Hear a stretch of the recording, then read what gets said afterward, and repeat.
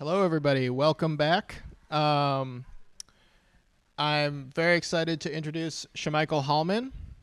Shamichael is the director of Civic, Health, and Economic Opportunity at the Urban Libraries Council. He's a 2023 Loeb Fellow at the Graduate School of Design at Harvard University, and he's also the author of Meet Me at the Library.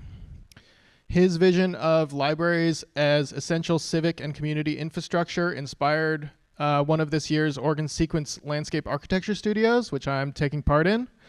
And we're very excited to have him with us this evening. Thanks.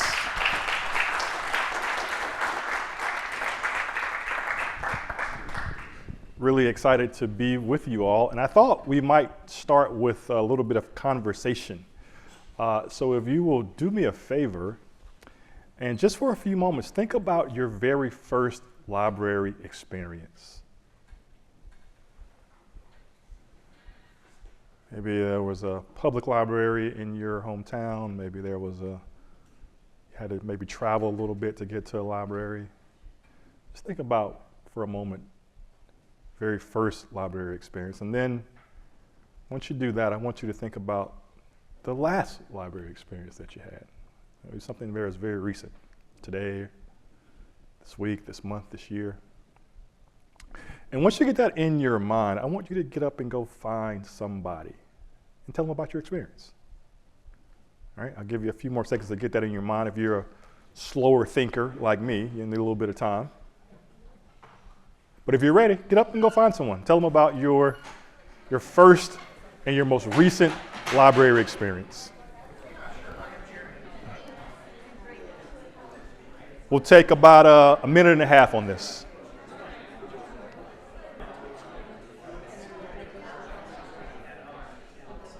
All right. See, the conversation is still very lively, but let's bring it in. Let's bring it in. I'm curious to hear some reflections, and so I think the fact that there is a lot of lively conversation helps me, makes me think that the library there's good memories there, right? Anyone care to share? Anyone care to share? Yeah. If you'll make your way back, man, I could let y'all talk for like 30 minutes on this thing, right? Okay, so I was explaining that I had my first experience at a library was when I was in middle school.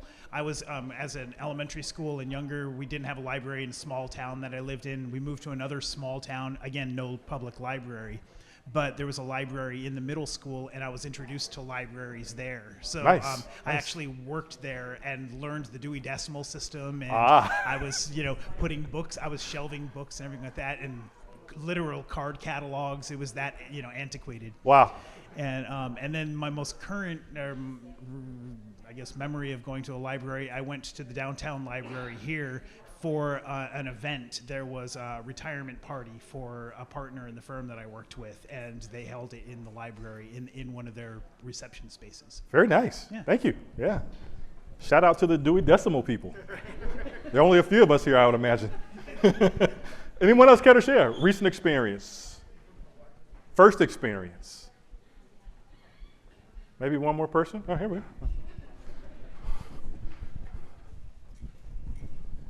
go. My first experience with the public library was, that I remember, was when I was 10 years old in 5th grade, and walking from my elementary school over to the library, which was next door, just to have a place to hang out while I was waiting for my parents to get off work. So I'd get done with classes and just walk right over there and read for a couple hours. For sure, yeah. So we've got a place to find books, a place to find people, a place to celebrate milestones. Maybe one more person? In the back there? Oh, in the back? We got 2 hands up. We got time. We hear what you got to say.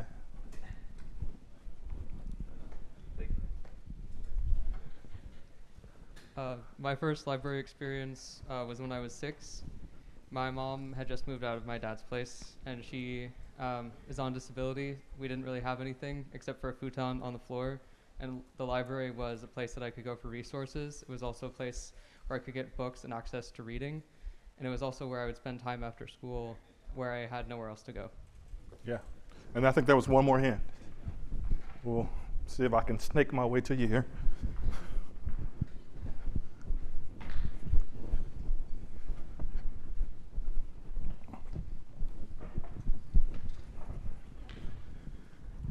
Yeah, I remember going to the library a lot as a kid, but something I specifically remember was they opened a second location of the library in my town, and I think my mom and my brother and I went there on the first day, and I must have been about 6 or 7, and we actually got a photo taken of us in the library, like reading a book together that was on the front page of the newspaper, so that was pretty cool. Very nice. One of my first public library experiences, my little town, I grew up in a town that was Margaret, Alabama, and we had the year I graduated, we had 892 people in the whole town, right? We just got our first traffic light a little while ago, and that was like a really big deal, you know? We've arrived because we have a traffic light now. And so there was no library in our little town. But the town over, there was a library. And my first experience was recognizing that library actually had comic books. And I was like, oh man, I'm gonna be here every week now, right? Because there are all the comic books that I can't get, they're actually here. And the interesting thing was in accessing those comic books is I started to recognize that there were other people who were also in their little towns, there wasn't a library, and they were also coming to this library, and they loved the same comic books that I loved. And that was such a really striking moment for me, because I began to not necessarily associate the library with the books and the resources that were there, but I began to associate it with the people that I met there who had similar interests that I did. And I think that's just a really wonderful thing that we need in this moment. This is a picture, so for the last 5-6 years, I've been traveling the country, visiting libraries of all sizes, rural, urban, suburban, you name it. This picture is from the North Liberty Library in North Liberty, Iowa, which is a really interesting town. And this picture is a program that has been running for the last 15 years. It started off as a social senior program where they would just serve coffee to the seniors. And for the first few years, there were just a handful of people that would show up, about 5-10 people that would show up. Over the last couple of years, the library has renamed this program to Social Hour. And there are now literally 50, 60 folks of all ages who show up and just do whatever, right? They're enjoying coffee, they're reading the news. It is sort of this very, very interesting moment to be in the library each week. And I spoke with someone who, plays a key role in here, and she said that this, actually, how is this lasting this long? How do you have a program that really lasts this long? She says, it's a space to connect. Many of the attendees are retired or older adults, and also we have some younger folks who either work different shifts or days, or for whatever reasons are available. Sometimes older attendees bring another family member or friend, and they've developed relationships. She says, I remember one of the older members didn't show up a few times, and the others asked if we knew if he was okay. When they found out that he'd been ill, they all immediately rushed to the care facility to check on him. And I think that is just so really important, particularly in this moment. There are sort of two things that are happening in our society right now that really require a number of interventions and a number of lever points to be pulled. The first one is the sort of current level of political and affective polarization that we find in our society. Rich Harwood, who has been for a number of years bringing people together over conversation, talks about in his essay called The Civic Virus that sort of three interesting things are happening kind of all at the same time, compounding each other. The first is that people are separating themselves due to an unrelenting fear and anxiety about their surroundings. Folks are finding ways to sort of retreat to their echo chambers, to the people and places that feel most like themselves. And then as that is happening, there is this sort of manufactured division that leaders and social media are intentionally stoking polarization and creating what he calls a surround sound of they are not like you, they are the enemy, they are the problems. And that this is creating a sort of fight or flight where people are forming smaller camps for protection and we're sort of retreating from engagement altogether. And we see this playing out right now. And really almost every bit of research that is currently out here, there's actually one report that said that nearly 60% of US adults report that it is stressful and frustrating to talk about politics with people who hold different opinions. A very recent survey found that 64% of individuals believe that people are incapable of having civil debates about issues where they disagree. And I think most of us say that we see this. This is our lives, right? That some of us have even stopped talking to our family members because of how they vote. Right? Who you vote for? Who? I'm not going to your house anymore for Thanksgiving, for anything, right? And so we in this moment where there's this very, very intense polarization that is happening, and then sort of on top of that, there is this epidemic of social isolation, of loneliness, right? And this is like very, very interesting what we are seeing here, because I think. And many of you will probably have seen the Surgeon General's report on loneliness. And I think prior to that report, it could be very easy to understand loneliness as a personal problem, right? That something's wrong with you, that you can't get out and associate with other people, that you can't go out and find groups. But I think the thing that is highlighted in that report is that often, and particularly right now, the loneliness epidemic that we're seeing is a societal problem, and it's also a design problem, that the built environment itself, in terms of where there are spaces and where there's transportation, that all of these things also affect sort of loneliness and isolation.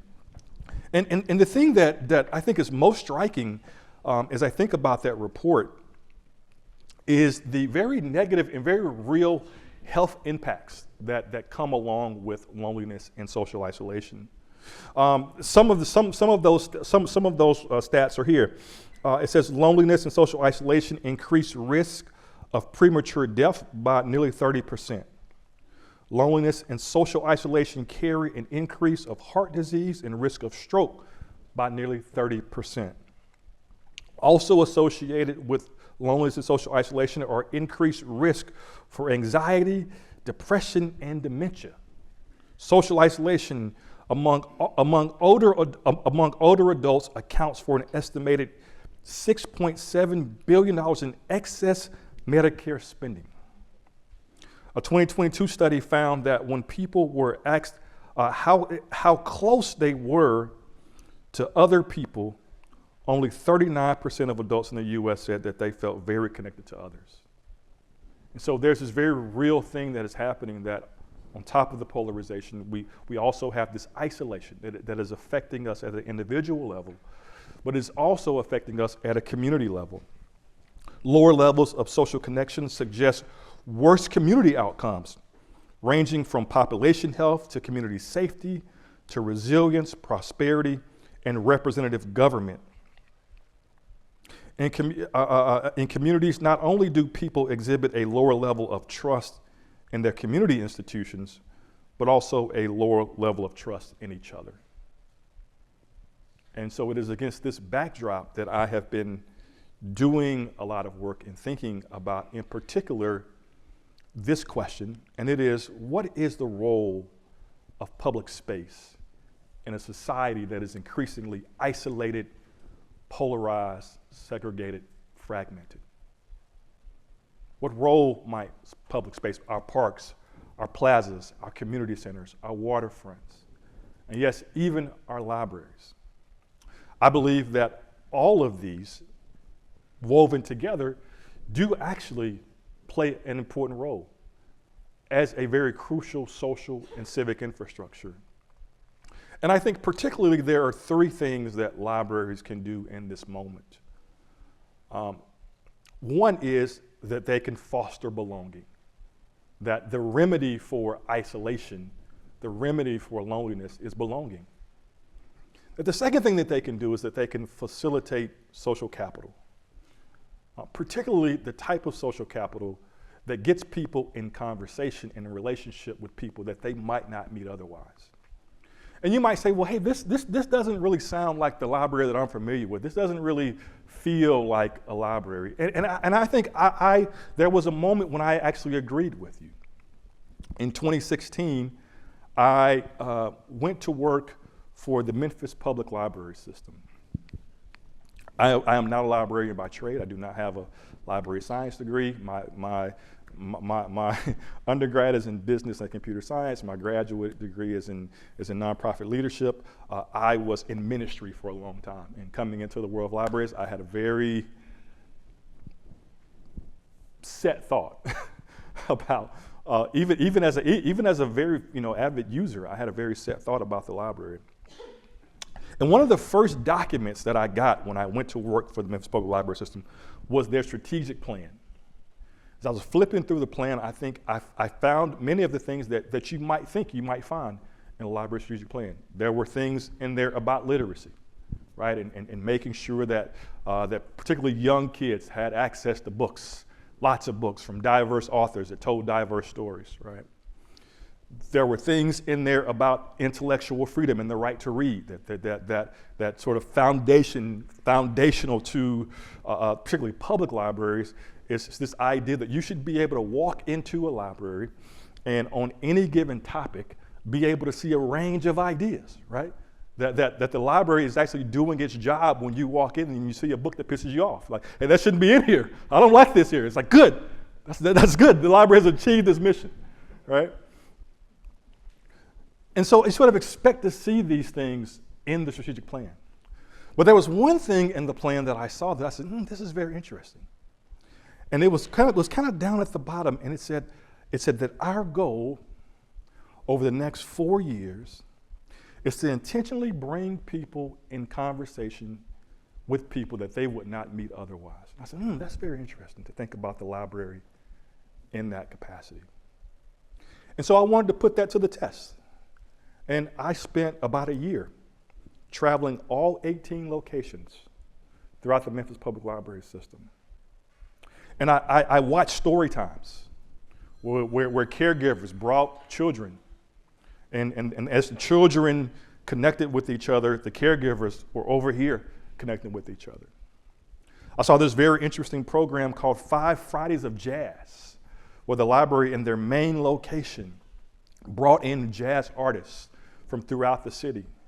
And I got to see how people from very different parts of Memphis came together in that moment to enjoy music, to enjoy a song. I saw summer programming, teen STEM camps that brought together children from some of the roughest neighborhoods and some of the most affluent suburbs together. I said, man, this is a story that I think needs to be told about the library, because I don't think that people think about this when they think about the library. The library is not just a place of books, it is also a place of bridges. That is bridging people to knowledge and information, but it is also bridging people to each other. And so my work over the last couple of years has been to not only sort of find the best practices of that, but to also put that into a book that I'll talk about in just a moment. Second thing, so we talked about fostering belonging. We'll dive into this a little bit more. Secondly is fostering social capital. And then number 3 is furthering civic renewal. I want you to think about your community, this sort of maybe your neighbor. And would you agree with me that, because I don't want to get in your business, I'm going to get in your neighbor's business, all right? I'm not getting in your business. Would you agree with me that if your neighbor voted in every election, volunteered in the community, was knowledgeable about what was happening in the community, news-wise, could sit down and have conversations with people who different background, different belief, would you say that was a good neighbor? Right? I think that would be a pretty good neighbor. I think actually that if our community was filled with people who were just like that, we'd be in a really sweet spot as a nation, right? I think libraries actually do a really amazing job here. And so I now work for the Urban Libraries Council. We are an association of urban public libraries throughout North America, about 190 library systems, and representing about 3,000 branches, covering about a third of the population. And when I got to the organization, one of the first things that I saw was this Declaration of Democracy. And this has actually been signed by 100 plus library systems. And I want to just read this, and then we'll hop back into the presentation. Because I think this sort of really sets up this sort of new and different way of thinking about the library. And I'll read it as you read along. It says, democracy is under siege throughout the world and close to home. Daily we witness assaults on basic freedoms and human rights we've long cherished. As books are banned, programs and events are canceled, dis and misinformation spread unchecked, and racism is institutionalized. This was written 3 years ago, actually now. Democracy's future is diminished when people's access to power, information, a diversity of voices, and the ability to influence policy are restricted. As cornerstones of democracy, it is incumbent upon libraries to stand up against all efforts to impede the democratic process and limit the full participation in civic life. Banning books through policy and legislation is one such example of challenges facing us. These efforts have unfortunately met with success in some parts of the U.S. as lawmakers codify restrictions on reading material, and we strongly stand against the furtherance of such restrictive policymaking. As leaders of North America's public libraries, we're committed to preserving, protecting, and advancing the highest hopes and ideals of democracy so that all members of our community may fully participate in the democratic process. To participate in society, people need access to a broad range of information and ideas, as well as opportunities for open, uncensored discourse to hear, read, debate, and learn from each other's perspectives. It is for this reason that libraries as trusted institutions in their communities join to advance this declaration and commit to the following: educating and informing the public about the rights afforded to them in the U.S. Constitution and Canadian Charter of Rights and Freedoms. I will move on. Encouraging an active citizenry where all are engaged in creating an equitable and just society where everyone may realize their potential as individuals within the community. Serving as a convener for and facilitator of civic engagement and civil discourse where all voices may be heard and respect is displayed for community members' diverse opinions, thoughts, histories, and heritage. Increasing efforts to fight mis- and disinformation, providing reliable resources and seeking new ways to help patrons find verifiable and accurate information. And then lastly, leveraging programming, collections, and other resources to promote human dignity, open dialogue, and respect for diverse viewpoints, civil rights, and all other protections and freedoms fundamental to democracies and based on the conviction that laws and institutions must go hand in hand with the progress of the human mind. And I think this is a very interesting and very new and very different way of thinking about the public library. But I believe that in this moment, it is exactly the way that we must be talking about one of the very few institutions that still has some trust in our communities. The fact of the matter is that public libraries are still one of the most trusted spaces. It is also a fact of the matter that the public library is still one of the most accessible places. In many communities, it is the public library where you can just be There's no money that is required to exchange. There is no belief, political or religious belief to be ascribed to, that you can just be in this space. And when you step in this space, that there are a plethora of resources. There are books, there are databases, there are programs, there are magazines and newspapers, there are other people to meet. In some cases, there is equipment, 3D printers, heat presses, Cricut machines, all sorts of things that are there. There's internet. And that is a big deal. Sometimes I think we can kind of give, even in our own bubbles, and say, well, I've got internet at home. Well, you do. But right now, there are about 30 million Americans that do not. Everyone does not have that, right? And we need places. We need these places. I fundamentally believe that we need these places in our community. That even if you are not an avid library user yourself, maybe you haven't stepped foot in a library in years, but I can tell you this, that if there is one in your community is better off because it's there. And I think that message, if you hear nothing else from me today, I've got a few more things to share, but if you hear nothing else from me today, get that in your heart. Man, that I believe my community is stronger, is better, is richer, is more informed, has more access because there's a library here. We need that message in a moment right now where libraries are literally under attack on a financial perspective and on a censorship perspective. We need to be finding ways to advocate for and talk and speak up for public libraries.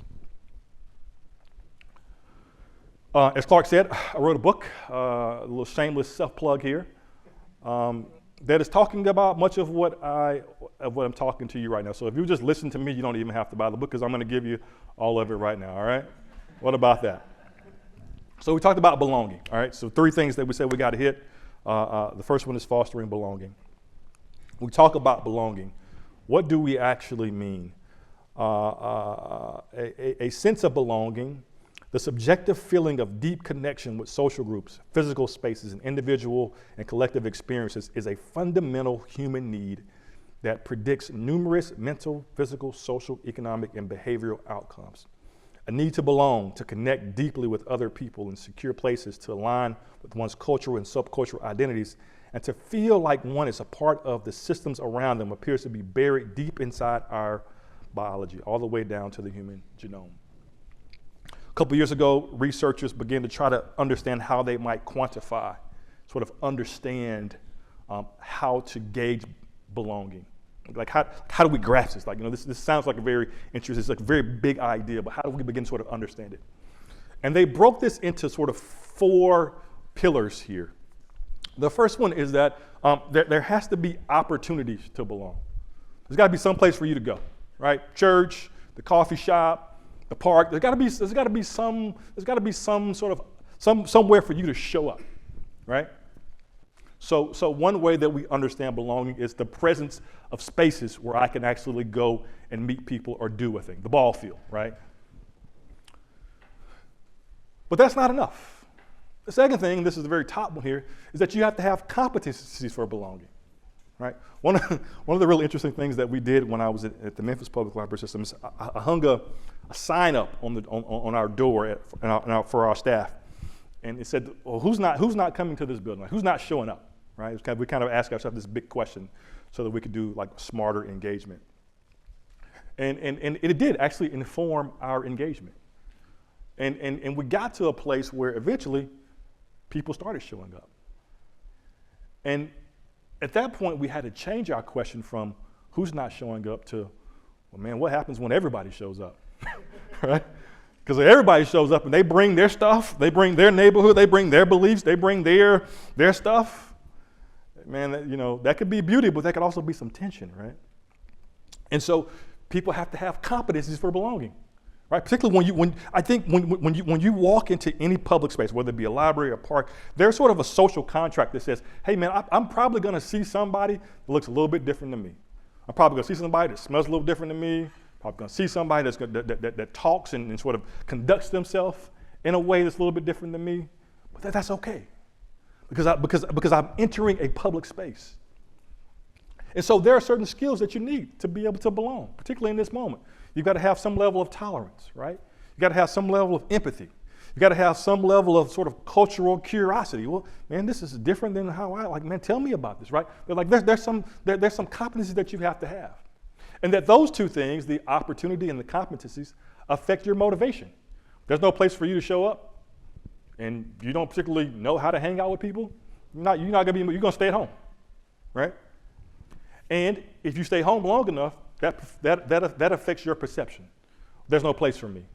There's nobody for me. There's no place where I can go and nobody knows my name. There's no place where I can go and I can hang out. And what happens in that moment? What happens in that moment is people find ideologies, thought processes that affirm that fuel that, right? And that is also a bit of what we sort of find ourselves in at this moment. And so one of the really interesting things that I have seen here recently, man, time is flying, is this One Small Step initiative. And this is playing out in libraries across the country right now.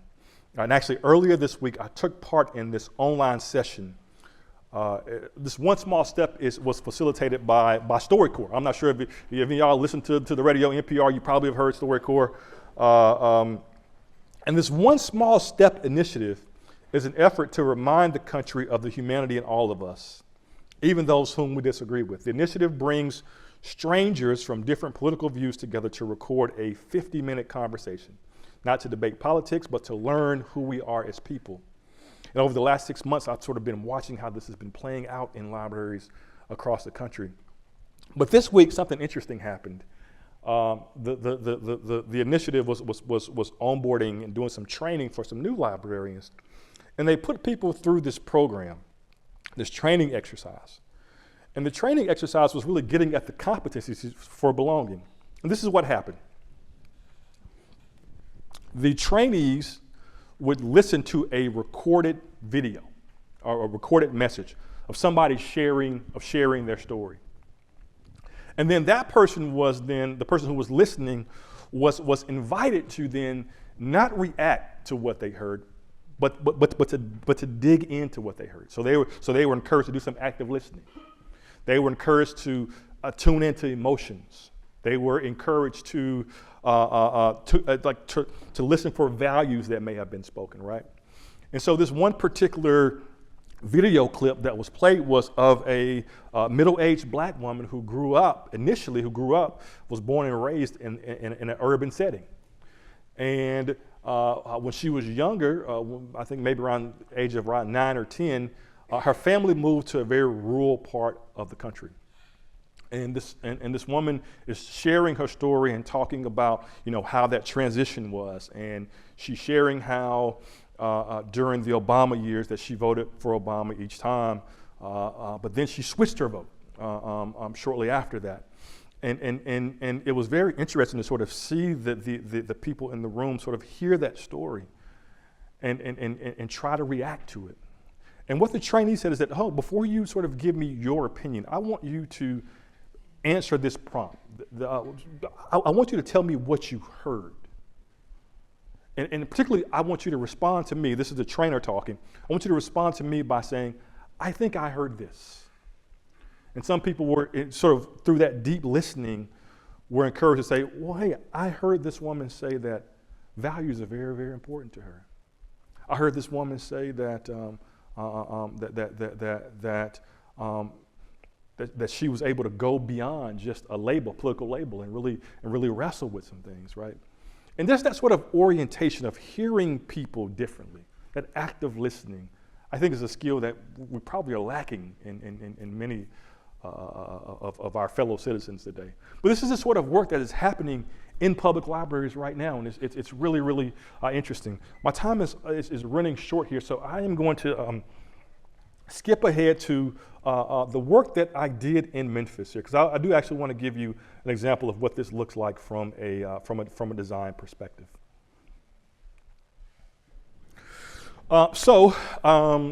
I'm sharing this with the permission of the designer. Groundswell did some really, really amazing work. What does this look like from a very, very practical level?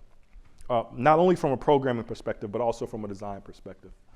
So Cossitt Library in Memphis, Tennessee is the city's first library. It was built in 1893 and opened a couple years after that. The library has this really rich history. It's sort of the center point of much of the activity in downtown Memphis, through 1950 or so. Really, really interesting place. There are some stains that are on the library, though, and one of those being for really the first 60 years in the library's history, black people could not go into this library. There was actually another library built down the street about a mile that was the Negro branch, where all of the inferior books and resources went. So this library did have to sort of wrestle with that.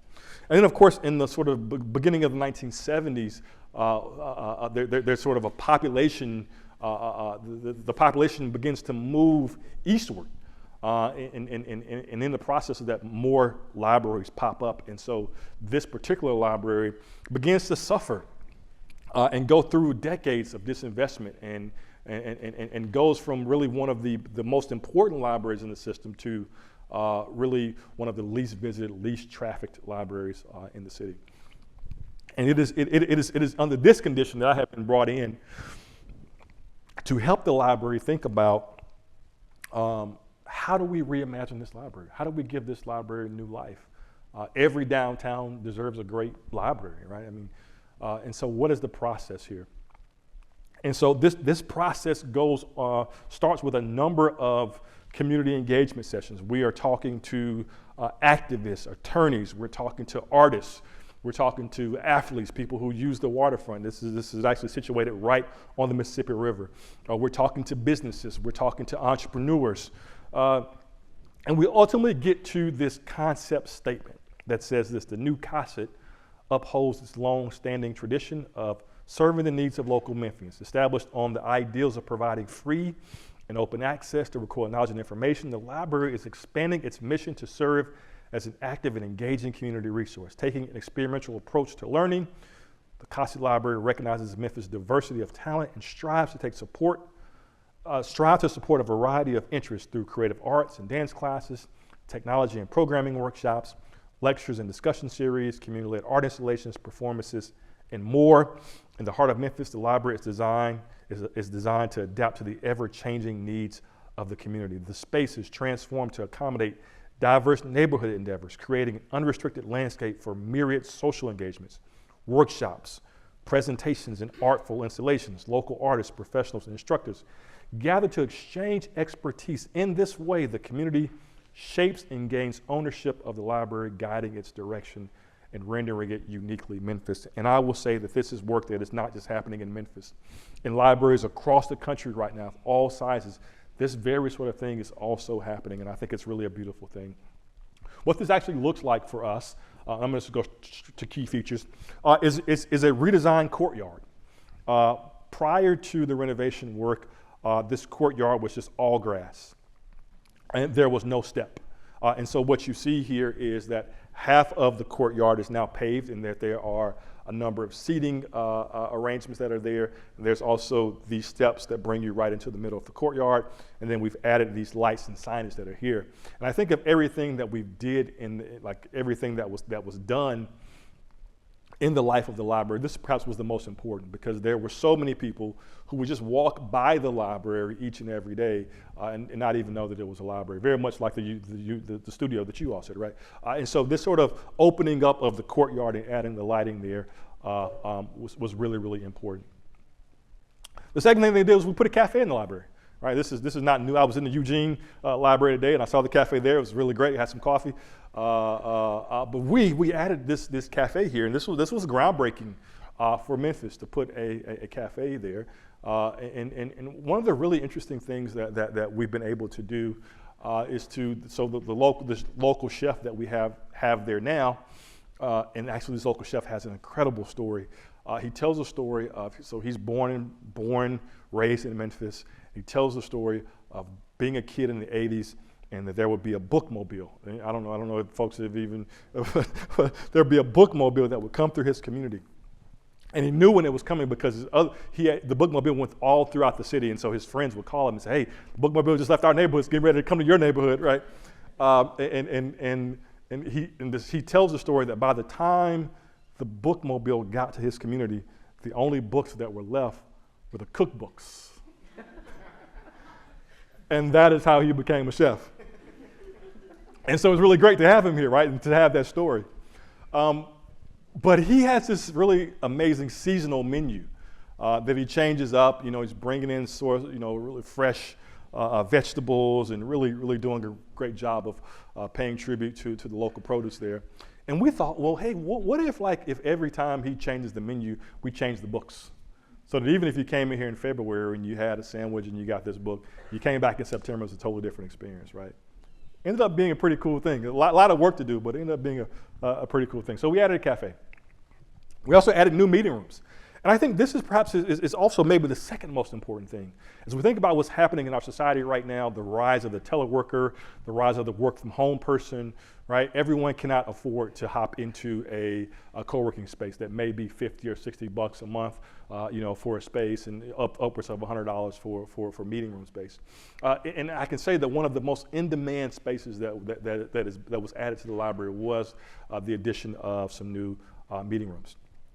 We also, remember I told you that story of the library being a segregated library until 1960, put a mural that is inside that tells the story of the desegregation of the library. What happens is in 1957, there's a lawsuit. A young black man says, hey, you gotta give us access to this library. And that lawsuit goes nowhere for about 3 years.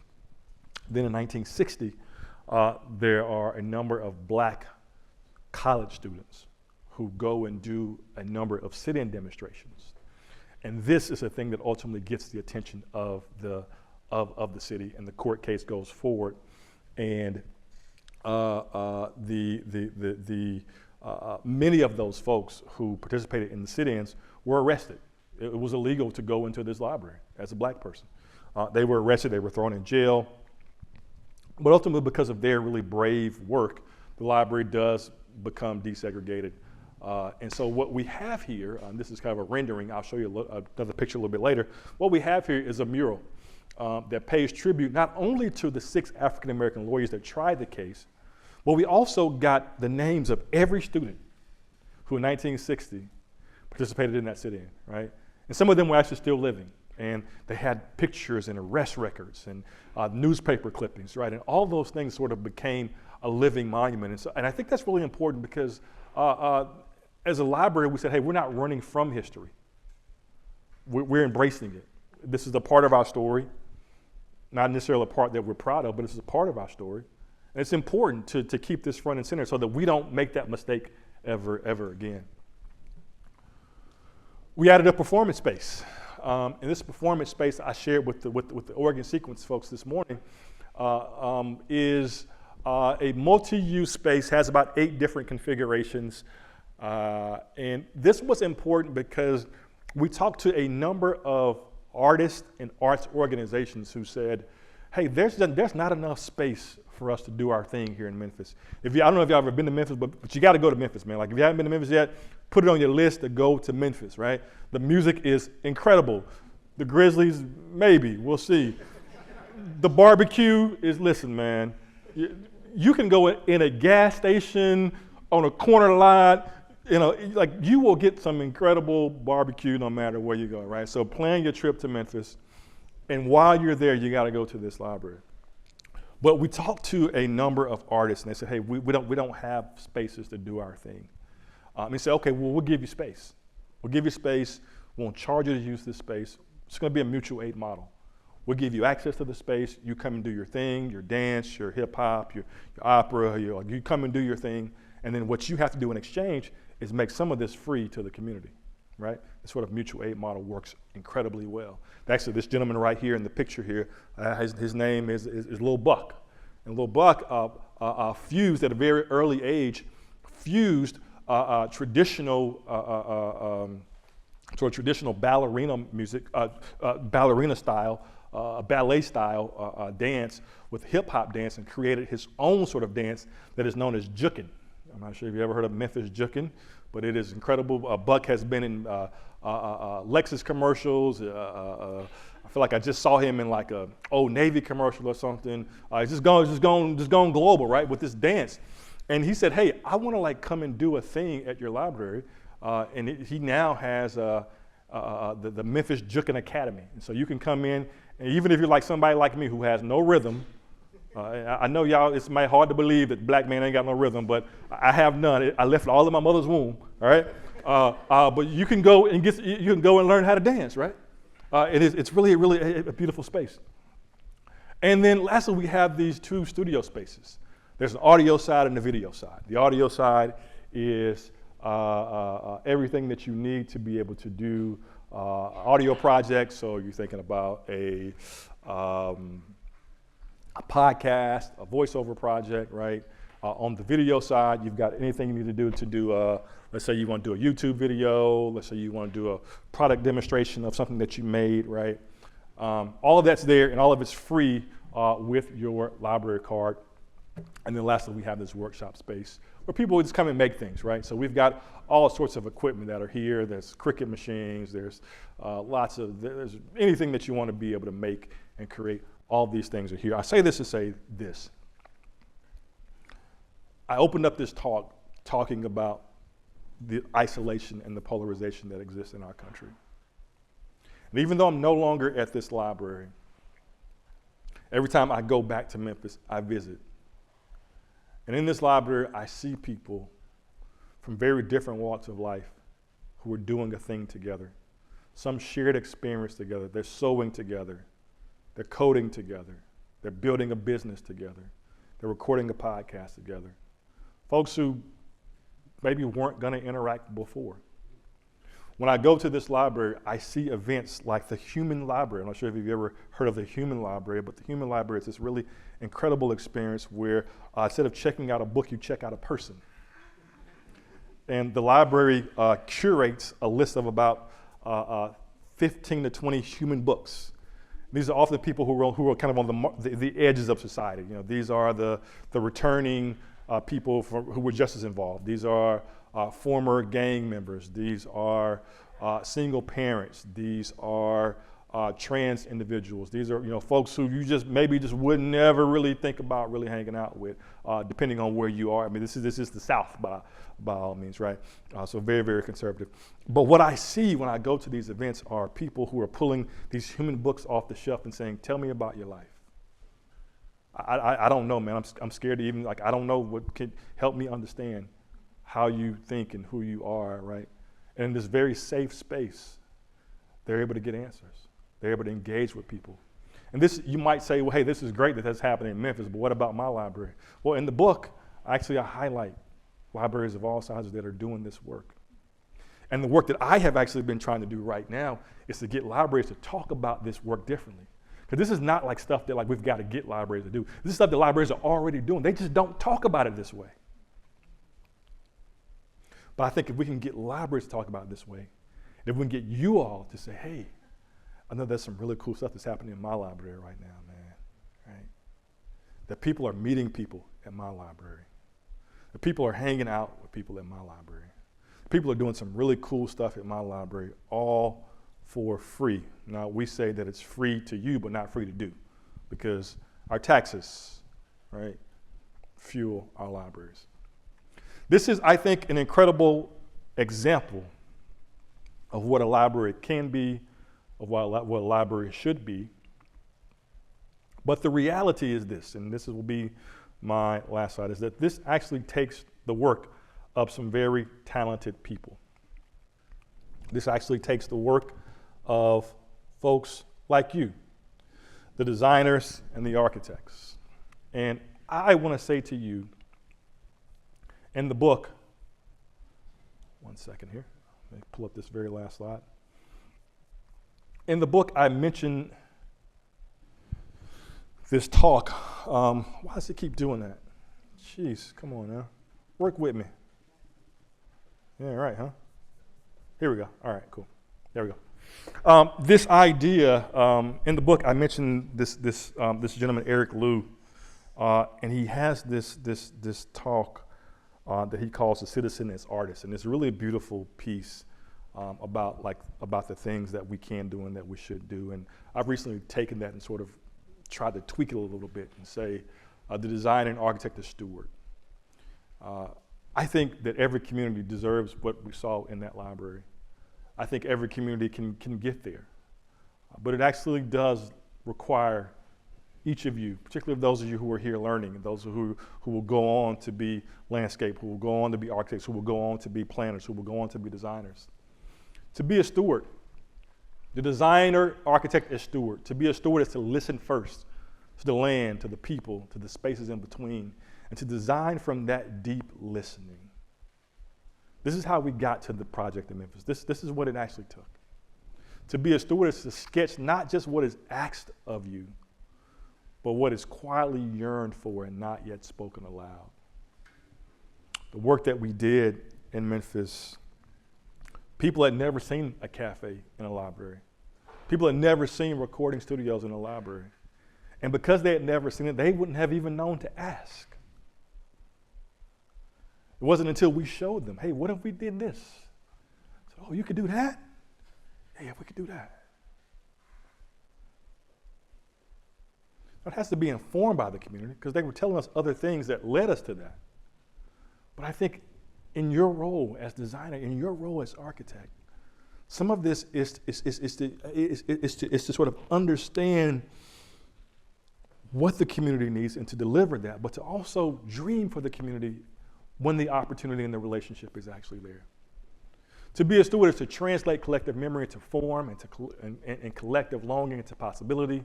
It's to hold space for joy, sorrow, resistance, and renewal, sometimes all in the same room. It's to bend lines, reimagine edges, blur boundaries so that everyone has a place to belong. And it's to build not just structures, but the conditions for dignity, beauty, and grace to take root. And so my sort of plea to you and my ask of you is that as you go out into the world, that you not forget about libraries. In the grand scheme of the communities, as you think about the role of the park and the building and the plaza and the waterfront, that you not forget about the library. I believe in this moment, I truly believe, the public library is perhaps the greatest indoor public asset that this community has, that our nation has. And in this moment, we need it more than ever. What we also need is folks like you to begin to reimagine, rethink what it could be, to continue to push the boundaries, continue to push the limits, staying true to the roots, but pushing it to the limits of what it can be even more. So thank you all so much. Open it up maybe for questions.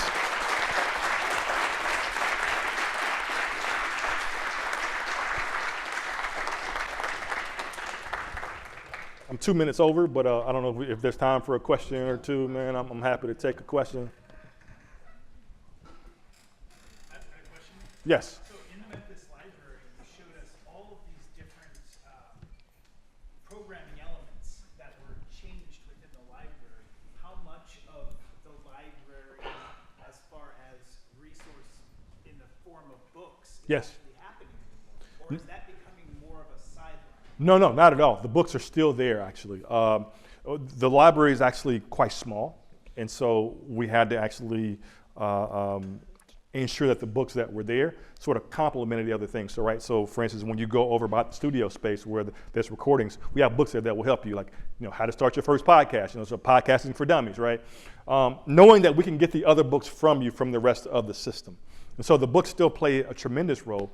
Even as you think about the mural, many people don't know that history. Many people don't, particularly there are a number of teenagers in the city that don't know that, hey, these were their grandparents that were fighting for equal access. And so we made sure that the books still play a very important role. And it's also just, the library is this place for inspiration and joy, right? And so there should just be things for, you're learning a new hobby or you want to try a new recipe. So we also had those things there. So the books are still very much there and still very much a pivotal, crucial piece of the overall. And I think it always has to be that if the books are taken away, then you've got something very different than the public library.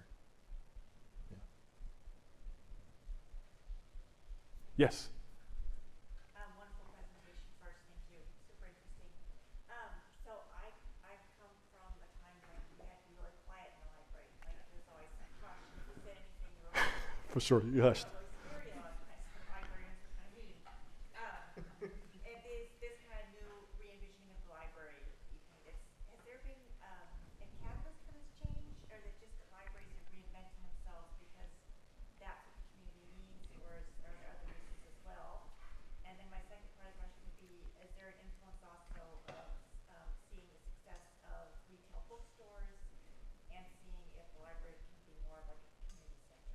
Yeah, all of that, right? First, yes, I think and I didn't put this in the book, but I did do a bit of research. And this was the thing, is that the library has always been evolving, right? That when you look at the introduction of a bookmobile, when you look at the introduction of even a personal computer that is there, internet access, and even now, all the things, the library has always found some way to hear what the community needed and made some adjustments, right? Whether those, and some of that, of course, is constrained by resources, physical, human resources, money, and that sort of thing. But the library is always sort of doing its thing. But I will also say that the shushing is still there. but I think what I am seeing now, like for instance, gosh, where was I last? I think I was in the Atlanta library in Atlanta, and I think they do a really amazing job of finding the balance of saying, hey, we want to have a space where you can come in and like see a neighbor, see a friend, see a colleague, and not be afraid to say, hey, Joe, it's good to see you here, right? But also recognizing that there's some people who do go to the library because they need quiet, because they appreciate quiet and solace, and they need to be able to study it. They want to be able to read sort of in the company of others. And so you are seeing, I think, more and more libraries try to strike that balance of having social space where people can connect, because we see that is needed, but also offering that quietness. And then to your last question about sort of this evolution, I think, yes, there's definitely influence of the neighborhood bookstore, trying to be that sort of community, space where people can do a number of things. And so that is without a doubt, that influence is absolute there. And I think now you're sort of seeing that influence coming from the co-working space, right? You're seeing it come from the community center, because there are a really interesting number of libraries that are co-locating with community centers, and sometimes even co-locating with housing, right? And so it's just been very interesting of the sort of number of pivots that are happening and where those influences are coming from. Yeah. What sort of design principles and methodologies did the team consider when introducing all these different vectors of interaction with the library space? Like, how do they assess the critical paths to into these different resources, and so that it wouldn't intrude on other functions? Oh, I couldn't tell you that.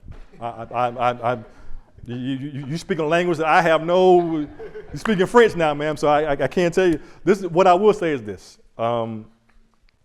We during the sort of initial conceptualization of this, we went everywhere. We went to farmers markets, we went to local parks, we went to corporations, businesses, we went to universities, went to schools that were across the street, and we said, hey, just like describe to me, like, if you were to go into the library right now, like what would be the first thing you would do?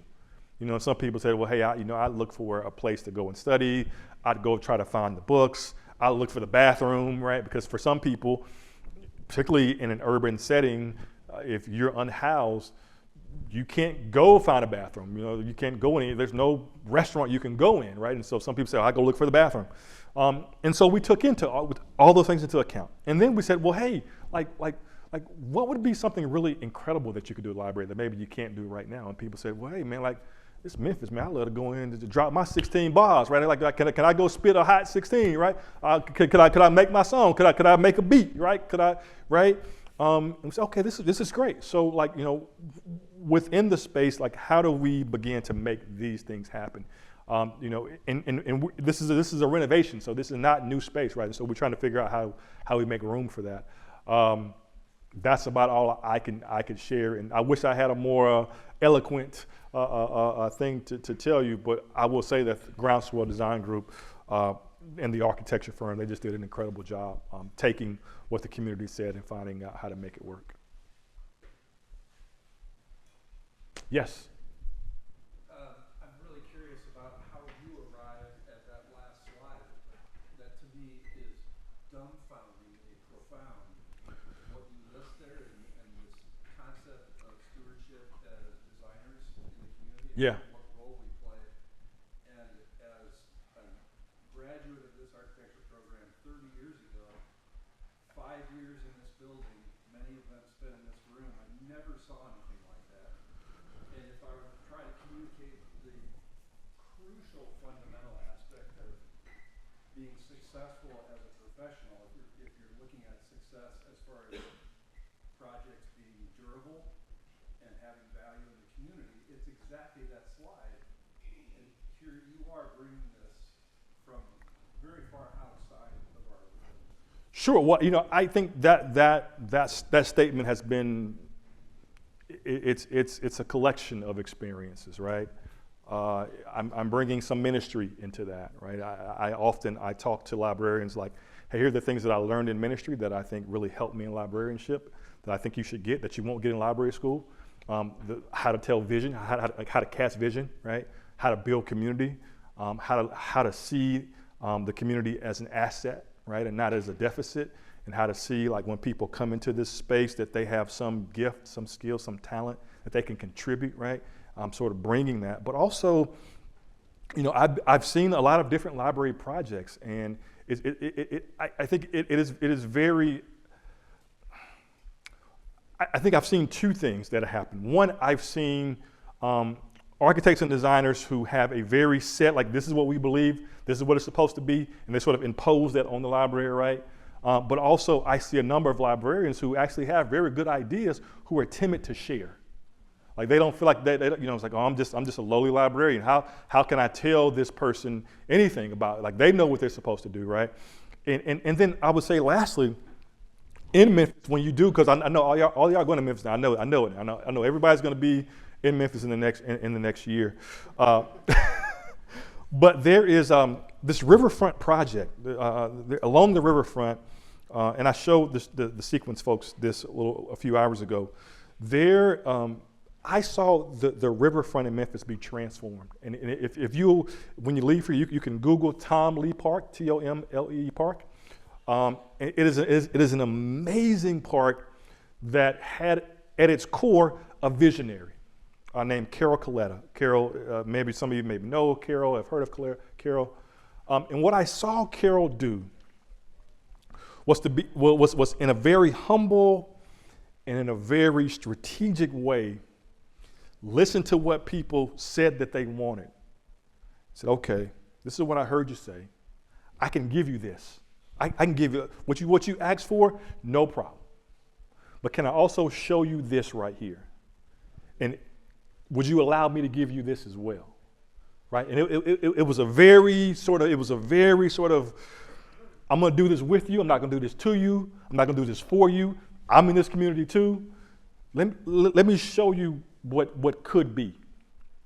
And I think only y'all can do that. I don't have that. Even I've been watching these projects, I don't have that language. And the community doesn't have that language.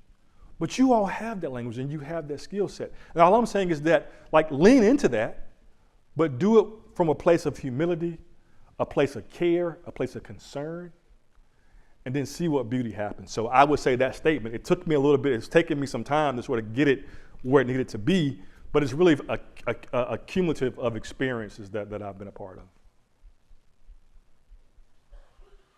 Thanks for asking, appreciate it. Cool, well, I don't know how much more time we got left, Clark. I don't know. We got time for one more? One more, I don't know which hand went up first, but I'll give you a one-sentence answer. I'll give you a one-sentence. How about that? I think you do have it. Let me just say that. I find the work incredibly inspiring and just your presence and attitude. I look forward to following your practice. What's next? Oh, so again, I'm not a designer. I work for Urban Libraries Council. My work is at two intersections. One is around economic opportunity. So I'm looking at all the things that libraries do to support entrepreneurs. I just built a calculator to help libraries calculate the economic impact to entrepreneurs. So we calculate everything, all the databases that people can use to find a supplier, to research competition, to launch their first product. All the programs that libraries do, like, hey, put you in front of a business owner, put you in front of an accountant, a lawyer who can help you out with that, right? And this calculator says, hey, library, put in the exact number of times you did this for somebody, and I'm going to give you a number based on national average, right, of what I think that's worth. And people have gone through that now. People are actively doing that now, and we're finding libraries that are just in serving entrepreneurs and business owners are calculating $6-7 million of economic impact. And now the work is to help libraries communicate that value back to the mayor, to the city council person, and those sorts of things. So that's one area. The second area is around civic health and democracy. And as I said before, I think that libraries are the neutral ground. They're the place where people can come and actually have dialogue about tough issues. But we have to make sure that librarians have the training to do that we're not forcing them to do it. It's people who actually want to do it, and we give them the training. So right now, we're in the process of training about 200 librarians across the country from libraries of all sizes in how to actually do this work. And so it's very, very deeply important to me. So if you want to follow me, urbanlibrariescouncil.org, you can find the work there. Happy to connect. And then your question, I will try to, that was not one sentence, so I apologize, but I will give you a one-sentence answer. Thank you, and I just wanted to add that in my community, we added a emergency services component to our library, so when the power goes out or there's some sort of climate disaster, there's a place where we can go to get the information. Incredible, incredible, incredible. If not for the library, then where, right? That's the question that I ask myself all the time. If not for the library, then where? And at that spot where the library can intervene, that's where magic can happen. So thank you for sharing that. Thank you all so much. It's been great.